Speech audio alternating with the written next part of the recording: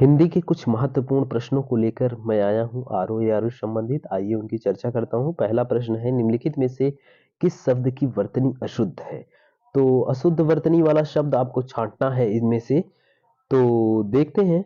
सबसे पहला विकल्प दिया गया है ज्योत्सना, फिर श्रृंगार है, उज्जवल है, आध्यात्म है। तो इसमें श्रृंगार तो एकदम सही लिखा हुआ है, आध्यात्म भी एकदम सही है, उज्जवल भी सही है।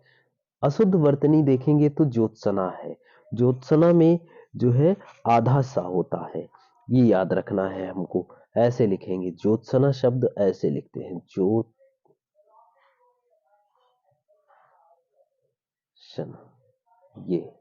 ये हुआ शुद्ध वर्तनी। बस बाकी शेष दिए हुए श्रृंगार, उज्जवल, आध्यात्म, इन सब की वर्तनी पूरी तरह से शुद्ध है।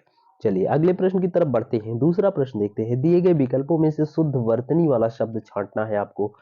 तो देखिए इसमें दिया है संशय। तो संशय में सबसे पहले आप देखेंगे तो दंती सा होता है, फिर उसके बाद जो है तालव्य सा होता है। तो ये डी विकल्प एकदम पूरी तरह से सही होगा। चलिए अगले प्रश्न की तरफ बढ़ते हैं। तीसरा प्रश्न देखते हैं, दिए गए विकल्पों में से शुद्ध वर्तनी वाला शब्द छांटिए। शुद्ध वर्तनी वाला शब्द इसमें बी विकल्प होगा ना। दृश्य शुद्ध वर्तनी वाला शब्द है, शेष जितने भी विकल्प हैं उनकी वर्तनी पूरी तरह से अशुद्ध है। अब चौथे प्रश्न की तरफ देखते हैं। एक वाक्य शुद्ध है, इसमें से देखना है आपको कौन सा वाक्य शुद्ध है। आपकी राय से यह काम जरूरी है, यहाँ मिष्ठान की बड़ी दुकान है, भारत कश्मीर से लगा कर कन्याकुमारी तक फैला है, उन्होंने बहुत सी पुस्तकें एकत्रित कर ली है। तो इन वाक्यों में देखना है कौन सा वाक्य जो है पूरी तरह से शुद्ध है। तो वहां मिष्ठान की बड़ी दुकान है, एकदम पूरी तरह से यही वाक्य शुद्ध है। बाकी आप देखेंगे तो सब में अशुद्धता है। आपकी राय से यह काम जरूरी है ना, तो ये एकदम पूरी तरह से अशुद्ध है। भारत कश्मीर, यहाँ देखिए वर्तनी की शुद्धता है। उन्होंने बहुत सी पुस्तकें एकत्रित कर ली, ये भी शुद्ध है। तो बी विकल्प इसमें से सही हो जाएगा, चौथे का बी। चलिए अगले प्रश्न की तरफ हम लोग बढ़ते हैं और देखते हैं पांचवा प्रश्न। पांचवें प्रश्न में एक की वर्तनी शुद्ध है, तो पहचानना है इनमें से किसकी वर्तनी जो है शुद्ध है। तो इसमें देखिए अन्नानाश लिखा हुआ है, ये अक्षुणी लिखा हुआ है, ये पूरी तरह से जो है अशुद्ध है। ठीक है, ये नहीं होगा। अकाल, अकाल होता है। आकस्मिक, यहाँ भी अशुद्ध है। शुद्ध विकल्प क्या होगा? अन्नानाश। अन्नानाश जो है शुद्ध वर्तनी है, जबकि आकस्मिक, आकस्मिक लिखने का जो सही तरीका है ऐसे लिखा जाता है, आकस्मिक,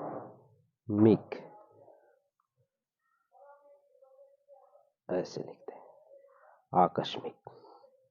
ठीक, और यहाँ पर लिखा हुआ है अक्षणी, तो यहाँ पर छोटी हा पे छोटी ई की मात्रा होगा। ठीक है, और अकाल, अकाल लिखते हैं, अकाल, उसमें मात्रा लगी हुई है, मात्रा आपे नहीं रहेगी, ये ध्यान देना है। चलिए अगले प्रश्न की तरफ बढ़ते हैं। आपने क्या कहा सो मैंने नहीं सुना। छठवां प्रश्न है, आपने क्या कहा सो मैंने नहीं सुना, वाक्य में अपेक्षित है। तो एक प्रश्नवाचक चिन्ह है, एक पूर्ण विराम है, एक अल्प विराम, एक पूर्ण विराम चिन्ह है, एक पूर्ण विराम है, एक प्रश्नवाचक चिन्ह है। तो कौन सा होगा इसमें से? इसमें से आप देखिए तो आपने क्या कहा सो मैंने नहीं सुना, वाक्य में एक अल्प विराम और एक पूर्ण विराम अपेक्षित है ना। तो आपने क्या कहा सो मैंने नहीं सुना ना, वाक्यों तथा शब्दों का परस्पर संबंध बताने वाले तथा किसी प्रसंग को भिन्न भिन्न वर्गों में बांटने के लिए विराम चिन्हों की आवश्यकता होती है, जो उच्चारण के समय प्रयोग करने में वाक्य अथवा शब्द का सार्थक अर्थ जो है वो प्रस्तुत करते हैं ना। तो ये ध्यान देना है हम लोगों को। ठीक है, तो इसमें कौन सा विकल्प सही हो जाएगा? इसमें बी विकल्प सही हो जाएगा, ये ध्यान देना है। चलिए आगे बढ़ते हैं हम लोग और देखते हैं अगला प्रश्न। सातवें प्रश्न की चर्चा करते हैं। निम्नलिखित वाक्यों में कौन सा शुद्ध है, पहचानना है इसमें से कौन सा वाक्य जो है शुद्ध है। मैं आपका दर्शन करने आया हूँ, मेरे लिए ठंडी बर्फ और गर्म आग लाओ शब्द केवल संकेत मात्र है। मैं आप पर श्रद्धा रखता हूँ। तो आप लोग बताइए इनमें से कौन सा विकल्प सही होगा? सातवां, तो मैं आप पर श्रद्धा रखता हूँ यह वाक्य पूरी तरह से शुद्ध है। मैं आप पर श्रद्धा रखता हूँ, डी विकल्प इसमें सही है ना।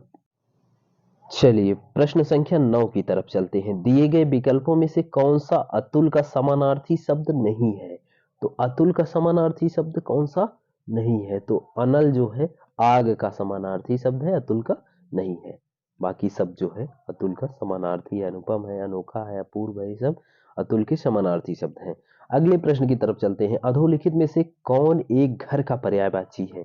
अयन, चयन, मयन, घरन। आपको देखना है कि नीचे दिए गए जो शब्द हैं उनमें से घर का पर्यायवाची शब्द कौन सा है? तो अयन जो है वो घर का पर्यायवाची शब्द है। घर के अन्य पर्यायवाची शब्दों में देखिए गृह है, गेह है, निकेतन है, भवन है, सदन है, आगार है, आयतन है, आवास है, निलय है, धाम है। ये सब घर के पर्यायवाची शब्द है, आप जानते ही होंगे। बाकी सब जितने दिए गए हैं ये सब घर के पर्यायवाची शब्द नहीं है। उसकी शिकायत पूर्णतः सही थी, रेखांकित शब्द का समानार्थी शब्द होगा। प्रश्न संख्या है 11। उसकी शिकायत पूर्णतः सही थी, रेखांकित शब्द का समानार्थी शब्द है प्रतिअक्षर, प्रक्षर, अक्षरशः, प्रतिशब्द।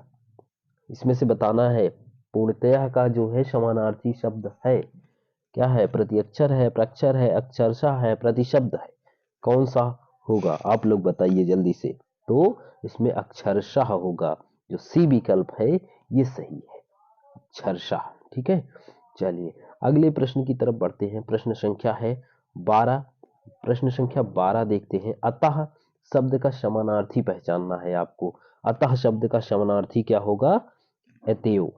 अतएव शब्द जो है अतः शब्द का समानार्थी शब्द है, बी विकल्प सही हो जाएगा। निम्नलिखित में से एक शब्द आम का पर्यायवाची नहीं है, कौन सा है? इसको पहचानना है। अतिसौरभ, सहकार, अंबु, रसाल। कौन सा जो है आम का पर्यायवाची नहीं है, ये आपको देखना है। तो सी विकल्प अंबु किसका पर्यायवाची है? पानी का। अंबु, तोय, वार, नीर, जल, ये सब क्या है? किसके पर्यायवाची शब्द हैं? ये सब हैं जो है पानी के पर्यायवाची शब्द। और यहाँ पर पूछा जा रहा है आम का पर्यायवाची शब्द नहीं है।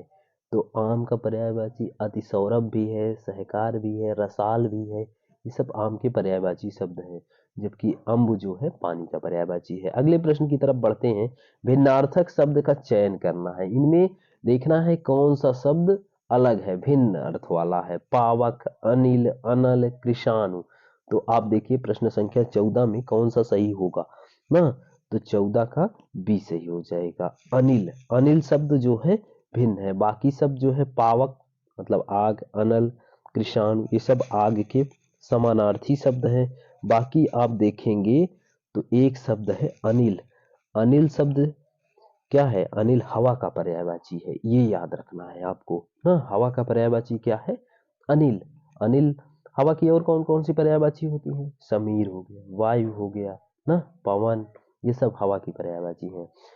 नीचे दिए गए शब्दों में कौन सा शब्द अग्नि का पर्यायवाची नहीं है? अग्नि का पर्यायवाची आपको बताना है। तो इसमें कौन सा सही हो जाएगा? बी विकल्प। अग्नि का पर्यायवाची अनिल ये नहीं है। ठीक है, बाकी कृषाणु है, हुतासन है, वाहिनी है। ठीक है, ये शब्द जो है वायु है, समीर है, मारुत है, वात, बयार, प्रकंपन, समीर, पवन, ये सब वायु के पर्यायवाची है। अगर आग की बात करें तो आग, आग है, वहीन है, और पावक है, अनल है, वायु सखा है, दहन है, धूमकेतु, कृषाण, ये सब आग के पर्यायवाची शब्द हैं। चलिए अगले प्रश्न की तरफ हम लोग बढ़ते हैं। देखते हैं अगला प्रश्न। प्रश्न संख्या है 16। आविर्भाव का समानार्थी शब्द क्या होगा? आविर्भाव शब्द का समानार्थी शब्द आपको बताना है। तो इसमें कौन सा है आविर्भाव का? अवतरण। अवतरण शब्द जो है आविर्भाव का समानार्थी शब्द है। अगले प्रश्न की तरफ चलेंगे। प्रश्न संख्या है 17। आसक्ति शब्द का अर्थ क्या है? आसक्ति शब्द का अर्थ आसक्ति शब्द का अर्थ होता है अनुराग यानी कि प्रेम। एकदम ए विकल्प सही है आपका, बहुत अच्छे। हुतासन, हुतासन शब्द दिया गया है यहाँ पर। हुतासन शब्द का अर्थ क्या होता है? अग्नि। जन्मदात्री शब्द का अर्थ क्या होता है? माँ। और पिक प्रिय का आम होता है, आम। ठीक है, तो ये याद रखना है आपको। अगले प्रश्न की तरफ हम लोग बढ़ते हैं, देखते हैं अगला प्रश्न। ठीक है, भोले बालक ने क्रूर डाकू के कठोर हृदय में कोमल भावना जगा दी। वाक्य में कितने विशेष्य हैं? 4, 3, 2, 6। तो कितने विशेष्य हैं ये ध्यान देना है हमको। तो इसमें 4 विशेष्य हैं। कौन कौन से? भोले, देखिए कौन कौन से हैं? भोले हैं, क्रूर है। यहाँ पर आप देखते जाइए, एक एक शब्द मैं बता रहा हूँ, विशेषण पद कौन कौन से हैं। एक तो हो गया भोले, दूसरा है क्रूर, और तीसरा है यहाँ पर कठोर आ गया। ठीक है, और उसके बाद आप देखेंगे कोमल आया है, कोमल। तो ये बाकी जो है विशेष से, बालक क्या हो गया? विशेष से, और भोले क्या हो गया? विशेषण। डाकू क्या हो गया? विशेष से शब्द है, और उसके पहले विशेषण आया है क्रूर। हृदय विशेष से शब्द है, और उसके पहले विशेषण आया है कठोर। और भावना क्या है? विशेष से शब्द है, उसके पहले आया है कोमल। तो 4 जो है यहाँ पर क्या है? कितने विशेष से हैं? 4 विशेष से हैं। ठीक है, ये याद रखना है हमको, विशेषण और विशेष्य विशेष तौर पर, जबकि 4 विशेषण पद हैं, ये याद रखना है हमको। ठीक, चलिए अगले प्रश्न की तरफ बढ़ते हैं। प्रश्न संख्या है 19। देखिए, निम्नलिखित में से कौन सा शब्द विशेष से है? आसीन, अग्नि, मधुर, कर्मठ। इसमें से पहचानना है कौन सा जो है विशेष से है। विशेष से शब्द आपको प्रश्न पहचान करना है ना। तो चलिए, इसमें आप देखेंगे तो बी विकल्प आपका पूरी तरह से सही हो जाएगा, अग्नि ना। अग्नि जो है क्या है? विशेष से है। कौन सा शब्द? विशेष है। अग्नि शब्द विशेष से है, इसका विशेषण आग्नेय होता है। शेष आप देखेंगे जितने भी शब्द हैं, आसीन, मधुर एवं कर्मठ, विशेषण पद हैं। ये सब क्या हैं? विशेषण पद हैं। आसीन हो गया, मधुर हो गया, कर्मठ हो गया। बाकी अग्नि का क्या होता है? आग्नेय बताया आपको, ये याद रखना है। अगले प्रश्न की तरफ चलते हैं, देखते हैं प्रश्न संख्या है 20 ना। प्रश्न संख्या 20 देखिए, ठंडा पानी ठंड पैदा करता है, इस वाक्य में कौन सा शब्द विशेष से है? ठंडा पानी ठंड पैदा करता है। तो वाक्य को सही से पढ़िए और आपको आसानी से समझ में आ जाएगा कि इसमें विशेष से क्या है ना। तो विशेष से आपको पहचानना है। तो इसमें देखेंगे तो आप जो है, पानी शब्द क्या है? विशेष से है। क्या है? पानी। पानी की विशेषता बताई जा रही है, पानी कैसा है? ठंडा ना। तो यहाँ पर जो है विशेष से क्या होगा? पानी। रमेश की पुस्तक, अगला प्रश्न है, प्रश्न संख्या आप देखेंगे 21। रमेश की पुस्तक पुरानी है, इस पुस्तक में, इस वाक्य में आप देखेंगे पुस्तक शब्द है ना। तो पुस्तक क्या है इसमें, ये आपको पहचानना है। ठीक है, पुस्तक क्या है? रमेश की पुस्तक पुरानी है। तो इसमें जो है पुस्तक क्या है आपको बताना है। बहुत ही आसान सा प्रश्न है, आप लोग आसानी से उत्तर इसका दे सकते हो, कोई दिक्कत नहीं होनी चाहिए इसमें। ठीक है, तो पुस्तक विशेष से है। क्या है? विशेष से, ये याद रखना है। प्रश्न संख्या 21 का ये विकल्प सही होगा। मोहन एक शालीन लड़का है। मोहन कैसा लड़का है? शालीन लड़का है। इस वाक्य में शालीन शब्द क्या है? शालीन शब्द आपको बताना है। प्रश्न संख्या है 22। तो 22 का क्या हो जाएगा यहाँ पर? कौन सा विकल्प सही होगा? गुणवाचक। शालीन है, लड़के की विशेषता बताई जा रही है ना। चलिए, बहुत ही आसान सा प्रश्न है आप लोगों के लिए, एकदम आसानी से आप इसको हल कर सकते हो, कहीं कोई दिक्कत नहीं होगी। प्रश्न संख्या 23 की तरफ पढ़ते हैं हम लोग। काढ़ा कड़ुआ है ना, इस वाक्य में कड़ुआ किस प्रकार का विशेषण है, ये बताना है। यहाँ पर गुणवाचक विशेषण, गुणवाचक विशेषण क्या होता है? ये ऐसे शब्द होते हैं जो संज्ञा सर्वनाम के गुण, गंध, आकार, प्रकार, दोष, रंग, रूप, अवस्था आदि का बोध कराते हैं। उन शब्दों के लिए गुणवाचक विशेषण शब्द का प्रयोग करते हैं ना, ये याद रखना है। ठीक है, काढ़ा जो है कड़ुआ है, इस वाक्य में आप देखेंगे तो कड़ुआ शब्द क्या है? कड़ुआ शब्द काढ़ा के लिए, काढ़ा का गुण बताने के लिए प्रयोग किया गया है ना, तो गुणवाचक विशेषण हो जाएगा। क्या हो जाएगा? गुणवाचक विशेषण। ये ध्यान देना है। अगला प्रश्न है प्रश्न संख्या 24। 24 की तरफ हम लोग बढ़ेंगे। प्रश्न संख्या 24 पर आइए देखते हैं ना। तो श्रीदेवी के लिए सुवर मिला है ना, श्रीदेवी के लिए सुवर मिला है। तो यहाँ पर देखिए सु किस प्रकार का विशेषण है, यहाँ पर बताना है सु जो है किस प्रकार का विशेषण है। तो श्रीदेवी के लिए सुवर मिला है, वाक्य में सु गुणवाचक विशेषण है। कैसा विशेषण है? गुणवाचक विशेषण है ना। चलिए अगले प्रश्न की तरफ बढ़ते हैं। प्रश्न संख्या है 25। एक रोटी और दो, वाक्य में और क्या है? जो और आया है बीच में, ये क्या है? वाक्य में क्रिया विशेषण है, विशेषण है, संज्ञा है, समुच्चय बोधक है, क्या है? पहचान करके आपको बताना है। तो इसमें हो जाएगा ये, क्या हो जाएगा? 25 का क्या हो जाएगा? और विशेषण शब्द है। क्या है? और विशेषण शब्द है, याद रखना है यहाँ पर। एक रोटी और दो, वाक्य में और विशेषण है, संज्ञा और सर्वनाम शब्दों की निश्चित संख्या बताने वाले शब्द क्या कहलाते हैं? विशेषण। ठीक है, यहाँ पर अनिश्चित संख्यावाचक विशेषण इसको कहते हैं, ये याद रखना है। कुछ, और, बहुत, हर एक, प्रत्येक, कई इत्यादि, ये सब क्या है? अनिश्चित संख्यावाचक है। ठीक है, ये याद रखना है आपको। चलिए अगले प्रश्न की तरफ हम लोग बढ़ते हैं। लूट धातु से निर्मित शब्दों में कौन सा विशेषण है? लूट शब्द से कौन सा विशेषण बनेगा भैया? तो यहाँ बनेगा लुटेरा। लुटेरा आपको याद रखना है ना, लुटेरा शब्द बनेगा, ना कि लूटना, लुटाना, लुटना, ये सब नहीं बनने वाला। सी विकल्प एकदम पूरी तरह से सही है। चलिए अगले प्रश्न की तरफ। प्रश्न संख्या है 27। कुसुम का विशेषण है, कुसुम शब्द यहाँ पर पूछा गया है ना, तो कुसुम का यहाँ पर विशेषण क्या होगा आपको पहचानना है ना। तो कुसुम का विशेषण आप बताइए कौन सा होगा?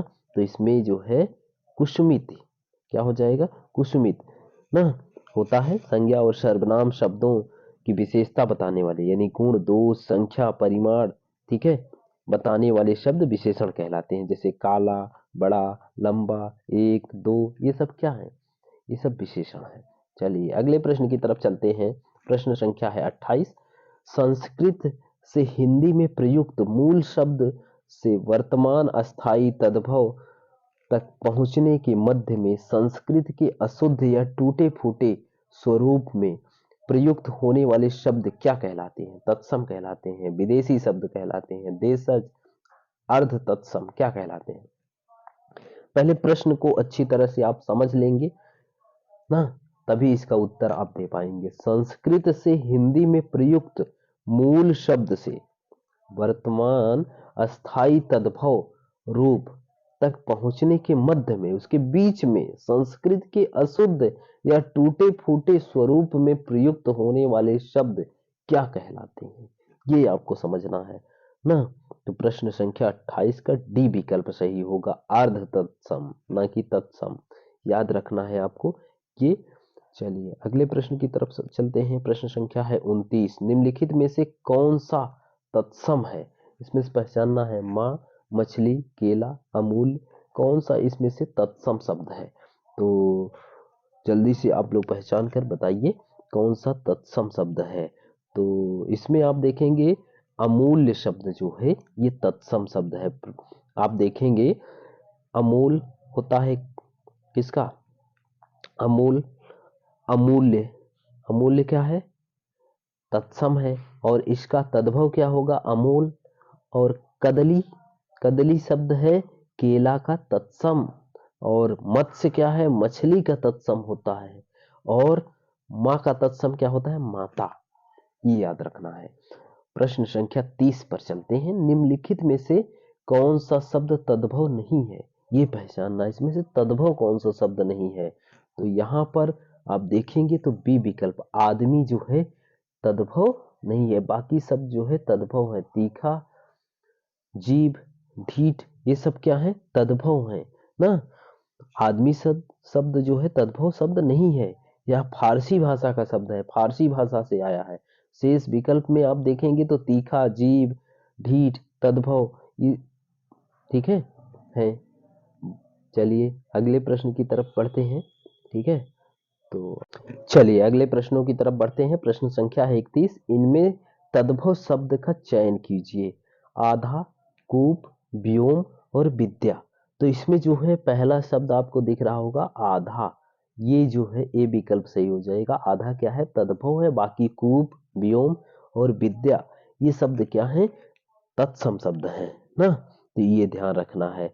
और इसका तत्सम क्या होगा? आधा का अर्ध होता है, अर्ध याद रखना है। कौन सा शब्द इसमें से पहचानना है भैया कि कौन सा शब्द तद्भव है। प्रश्न संख्या 32 में देखना है आपको। आसरा, अट्टालिका, कृपा, चक्र, तद्भव पहचानना है, ये याद रखना है। तो इसमें हो जाएगा आसरा, ये विकल्प इसमें भी सही है। आसरा शब्द क्या है? ये तद्भव शब्द है। बाकी अट्टालिका, कृपा, चक्र ये सब क्या है? तत्सम शब्द है। आसरा, आसरा का तद्भव क्या होता है? आश्रय, ये याद रखना है। आसरा जो है तद्भव है, इसका तत्सम क्या होगा? इसका तत्सम क्या बनेगा? इसका तत्सम बनेगा आश्रय, ये याद रखना है। ठीक है, चलिए बाकी आप देखेंगे अट्टालिका है, कृपा है, चक्र है, ये सब तत्सम है। अगर अट्टालिका का तद्भव बनाए तो अटारी बन जाएगा, और चक्र का तद्भव बनाए तो चाक बन जाएगा, और कृपा का अगर तद्भव बनाए तो कृपा, कृपा ऐसे लिखते हैं, कृपा, है ना, ये याद रखना है। चलिए अगले प्रश्न की प्रश्न संख्या है 33। 33 प्रश्न संख्या में देखते हैं अष्ट का तद्भव क्या है। अष्ट का तद्भव रूप क्या बनेगा? तो बताइए, अष्ट, 80, 18, 8 क्या बनेगा ना? तो इसमें डी विकल्प 8 बनेगा। बहुत ही आसान है ये प्रश्न। ठीक है, आगे आप देखिए अच्छी ना, अच्छी शब्द आया है, अच्छी, अच्छी का तद्भव क्या होगा? अक्षर, अच्छा, आंख, आकार। तो प्रश्न संख्या 34 का कौन सा विकल्प सही होगा? प्रश्न संख्या 34 का सी विकल्प आपका सही हो जाएगा ना, ये याद रखना है। प्रश्न संख्या 35 पर चलते हैं। निम्नलिखित में से तद्भव शब्द पहचानिए। आलस, कुष्ठ, अंधकार, उल्लास कौन सा होगा ना, ये आपको पहचानना है। तो आलस से जो है तत्सम शब्द है, और कुष्ठ ये भी तत्सम शब्द है, अंधकार तत्सम शब्द है, उल्लास क्या है? तत्सम शब्द है ना। और इसका अगर हम तद्भव बनाएंगे तो आलस्य का आलस बन जाएगा, और कुष्ठ का कोढ़ बन जाएगा, अंधकार का अंधेरा बन जाएगा, उल्लास का उल्लास बन जाएगा। तो इसमें ए विकल्प आपका सही हो जाएगा। प्रश्न संख्या 35 का ए, आलस, आलस का क्या बनता है? तो आलस्य, ये याद रखना है। तद्भव शब्द निर्दिष्ट कीजिए, इसमें से कौन सा है भाई? चलिए ए विकल्प इसमें आधा। ठीक है, चलिए निम्नलिखित में से कौन सा तत्सम है? आलस्य है, आम है, आग है, आसरा है। अभी आप लोगों ने पढ़ा ही है, ऊपर कुछ प्रश्न ऊपर नीचे आपको मिल जाएंगे, तो इसमें आप देख सकते हैं आलस्य ना। आगे, जिसे जीता ना जा सके, वाक्य के लिए एक शब्द आपको बताना है। जिसे जीता ना जा सके, वाक्य के लिए अजेय कहते हैं। जिसका अंत ना हो उसे अनंत कहते हैं। ठीक है, और इसमें कौन सा विकल्प होगा? 38 का सी सही हो जाएगा, अजेय, ये याद रखना है। अगेय किसे कहते हैं? अगेय, अगेय कहते हैं भैया कि जो गाया ना जा सके उसको कहते हैं अगेय, और जिसका अंत ना हो उसे कहते हैं अनंत, और जिसकी सीमा ना हो उसको असीमित, जो बहुत गहरा हो उसको अगाध कहते हैं, अगाध ना। चलिए अगले प्रश्न की तरफ हम लोग बढ़ने वाले हैं। चलिए देखते हैं, जो स्त्री सूर्य भी न देख सके उसके लिए कौन सा शब्द प्रयुक्त होगा यहाँ ना? तो आपको बताना है, जल्दी से बताइए इसका उत्तर। प्रश्न संख्या 39 का उत्तर क्या होगा? तो यहाँ पर इसका विकल्प हो जाएगा बी विकल्प, असूर्य पस्या।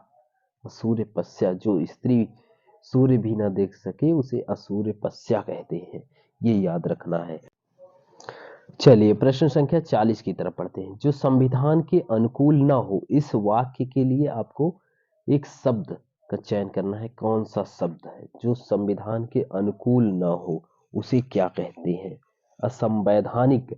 उसे क्या कहते हैं? असंवैधानिक कहते हैं। सी विकल्प इसमें सही हो जाएगा। कौन सा विकल्प सही होगा 40 का? सी विकल्प आपका सही हो जाएगा ना। जो संविधान के अनुकूल हो उसे क्या कहते हैं? संवैधानिक कहते हैं। जो कम बोलता हो उसे अल्पभाषी कहते हैं। ठीक है। और जो सिर से पांव तक ना, जो सिर से पांव तक, इसको क्या कहते हैं? अपाद मस्तक। अपाद मस्तक कहते हैं। जिंदा रहने की इच्छा जिजीबिसा ना। तैरने की इच्छा को क्या कहते हैं? तितीर्षा। ये याद रखना है आपको। ठीक है। चलिए प्रश्न संख्या 41 की तरफ चलते हैं। जो भविष्य की बात सोचता है उसे क्या कहते हैं? उसे कहते हैं अग्रसोची। क्या कहते हैं? अग्रसोची। यहाँ पर डी विकल्प आपका पूरी तरह से सही हो जाएगा ना।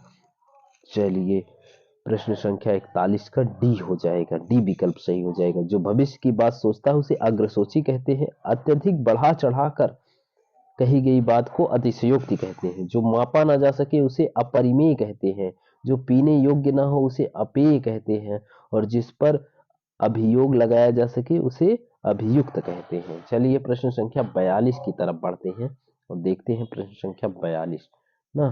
तो आइए चर्चा करते हैं प्रश्न संख्या 42 की। धरती और आकाश के बीच का स्थान, इस अभिव्यक्ति के लिए एक शब्द आपको चयन करना है। तो स्वर्ग, प्राकृति, नरक, अंतरिक्ष, कौन सा विकल्प इसमें से सही होगा प्रश्न संख्या 42 के लिए? तो डी हो जाएगा ना। कौन सा विकल्प यहाँ पर सही होगा प्रश्न संख्या 42 का? डी विकल्प, अंतरिक्ष ना।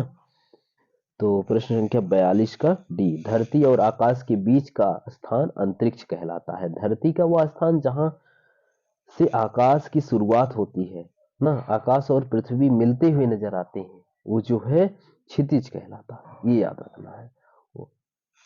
चलिए प्रश्न संख्या 43 पर आते हैं।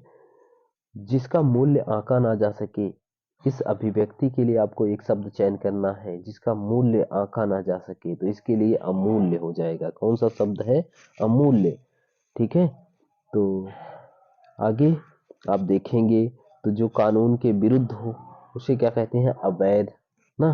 प्रश्न संख्या 44 में जो कानून के विरुद्ध हो उसे क्या कहेंगे? अवैध। सी विकल्प इसमें सही हो जाएगा। चलिए अगले प्रश्न की तरफ पढ़ते हैं हम लोग ना। तो प्रश्न संख्या 45 पर देखते हैं। जो सदा से चला आ रहा है उसे क्या कहेंगे? जो सदा से चला आ रहा है तो उसे कहते हैं भैया अनवरत। तो यहाँ प्रश्न संख्या 45 का कौन सा विकल्प हो जाएगा? सी विकल्प आपका सही हो जाएगा। चलिए प्रश्न संख्या 46 देखते हैं। जिसका अनुभव किया गया हो, इसके लिए एक शब्द क्या हो जाएगा भाई? चलिए देखते हैं ना। तो अनुभव्य हो जाएगा, अनुभवी हो जाएगी, अनुभव योग्य हो जाएगा कि अनुभूत हो जाएगा, पहचानना है। तो अनुभूत किसको कहते हैं? जिसका अनुभव किया गया हो। तो जिसका अनुभव किया गया हो उसे क्या कहते हैं? अनुभूत। डी विकल्प यहाँ पर सही हो जाएगा। ये याद रखना है। और बाकी आप अनुभवी, अनुभवी जिसको अनुभव प्राप्त हो गया हो भाई, अनुभवी ना। चलिए आगे बढ़ते हैं और देखते हैं अगले प्रश्नों की तरफ। लोग चर्चा करते हैं प्रश्न संख्या 47 की चर्चा। जिसका विभाजन ना किया जा सके उसे क्या कहते हैं?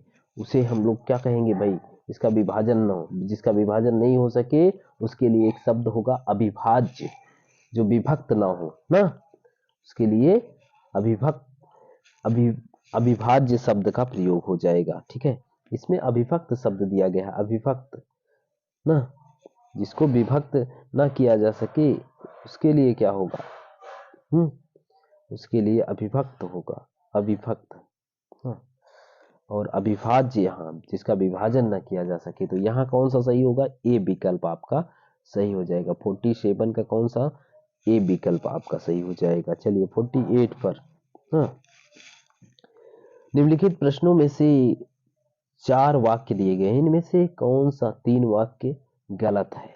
ठीक है, इसको पहचानना है आपको भाई। चलिए देखते हैं। मैंने अनेक पुस्तकें लिखी ना, उसके बाद मैं अनेक पुस्तकें लिखी, मैंने अनेक पुस्तकें लिखी, मैंने अनेक पुस्तकें लिखी ना। तो आपको देखना है इसमें से कौन सा शुद्ध लिखा हुआ है, एकदम शुद्ध। तो चलिए, प्रश्न संख्या 48 का यहाँ पर सी हो जाएगा। मैंने अनेक पुस्तकें लिखी, एकदम शुद्ध लिखा है। निम्नलिखित वाक्यों में एक अशुद्ध है। तो प्रश्न संख्या 49 में आप देखेंगे कि दिए गए वाक्यों में उसकी आंखों से आंसू निकल पड़े ना, अशुद्ध वाक्य है। ठीक है, एक अशुद्ध है। दिए गए वाक्य में आप देखेंगे तो सी विकल्प ये सही है, उसकी आंखों से आंसू निकल पड़े ना। जिसका शुद्ध रूप क्या हो सकता है बताइए, उसकी आंख से आंसू निकल पड़े, ऐसा होना चाहिए। और बाकी सब तो शुद्ध दिए ही गए हैं। चलिए देखते हैं अगले प्रश्न की तरफ। प्रश्न संख्या है 50। इनमें से कौन सा वाक्य अशुद्ध है?